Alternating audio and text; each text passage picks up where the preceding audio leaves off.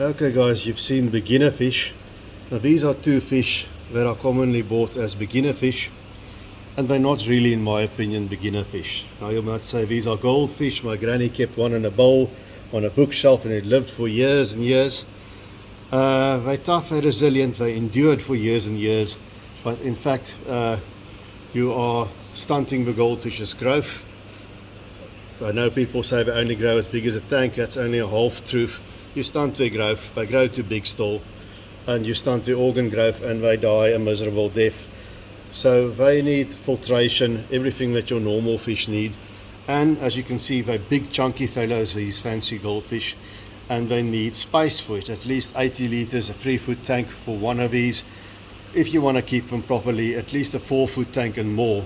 If you want to keep a small group of them, see to it that you have a tank of 250 liters at least, more than that even.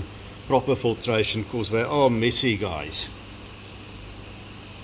If you look over here at these, I think they are black orandas, not sure of the variety.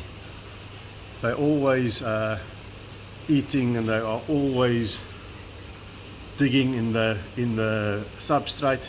You can see their water is a bit murky because of it. You can see they're very healthy, so there's no ammonia or nitrite here. I'm sure it's a very healthy tank, but they are messy fish as well. So they require some maintenance, they require space. They are not something that you can put in a small tank or in a bowl. So before you buy goldfish, whether they be the common variety that's better suited to ponds or a fancy goldfish like you see here, be sure that you're willing to really go for it properly and provide them a large tank. And here's the tropical counterpart of a goldfish. Now if you watch my channel, you know I keep guppies as well. Not saying don't keep them at all, I'm just saying these are not our granddad's guppies anymore that would live in anything and just bred like rabbits. They do breed like rabbits, but we've bred all these fancy colors over the years. And with that comes inbreeding, with that comes lower resistance to disease. They often come with all sorts of diseases that manifest later. I think lately we've seen a lot more healthy guppies coming in, like these fellows over here. But they also, they are finicky with their water parameters. They do not do well in soft acidic water. What I have there in Stellenbosch in the Helderberg area, coming from a tap, that's not for them. I treat my water with some minerals. They need a pH of 7.5.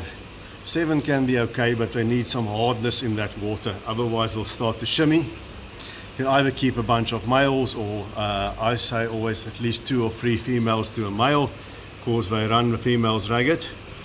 But they are not the ideal choice for a beginner always, because as I've said, they are susceptible to diseases. You need to get healthy stock, and then they need a bit of hardness in that water. So when I started fish keeping in the 80s, everybody told you if you're a beginner, keep goldfish, keep guppies.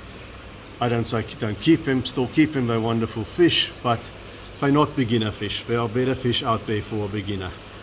That's it guys, as always, like and subscribe, and see you soon.